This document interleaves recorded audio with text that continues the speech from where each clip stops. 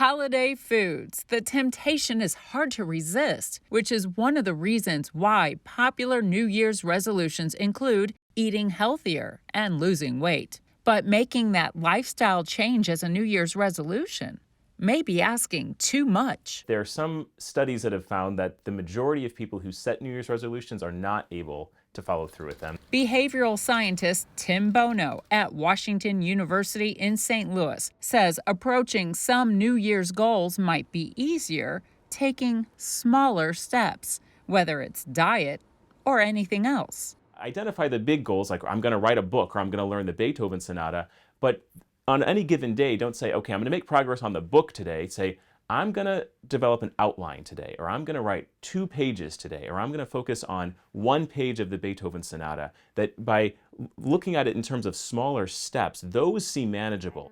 Emily Cutler takes that approach with patients. She's a registered dietitian for Mercy in St. Louis, working with people one-on-one. The New Year is a really popular time to make resolutions, and we just want to make sure that patients are setting themselves up for success. It's nice to have an overall goal, like eating healthier, but then what we like to do is get smart with our goal, which we want our goals to be specific, measurable, actionable, relevant, and then time specific. So we like to set specific goals such as I'm going to choose whole grains with every meal for the next 3 months. And that would be a very specific way of meeting your overall goal of eating healthier. And then these are just different tools that I use. So whether it's label reading, looking at nutrition facts, whether it's looking at portion sizes, certain plates, these are just some of the models that I'll use. What Emily is showing is good for anyone. She helps many people with medical conditions, but that's not a requirement to sit with her and learn about healthy eating to prevent diseases and maintain good health as people age.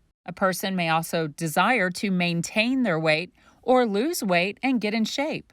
The key is to take it gradually because Emily wants to build sustainable, lifelong changes. She says the plan that works best is the Mediterranean way of eating. And that incorporates a lot of whole grains, fresh fruits, vegetables, nuts, legumes, seafood, and some lean poultry.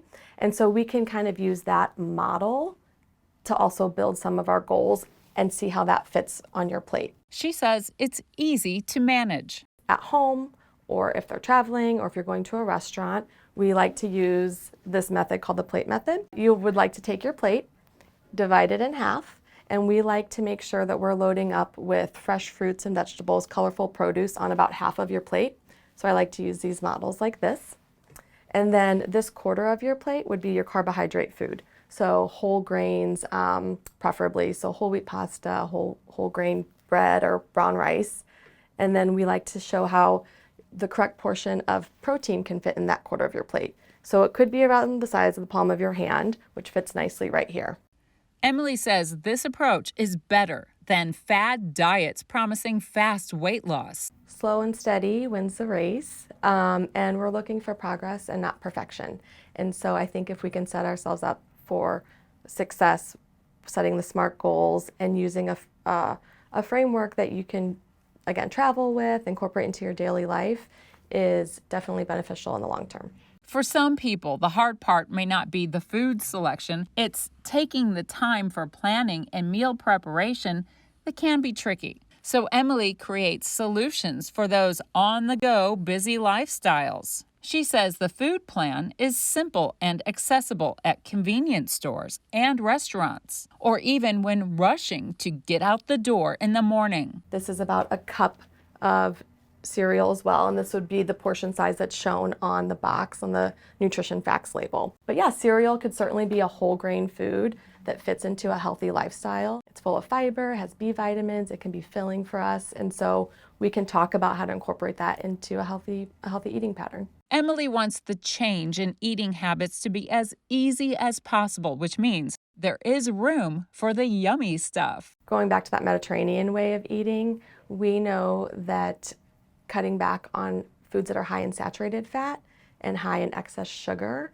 so maybe making red meat more of a treat or an occasional instead of having it every single day. Desserts can certainly fit to incorporate, maybe your favorite treat every so often, then it doesn't become so, I want to eat the whole cake. It's right there in front of me.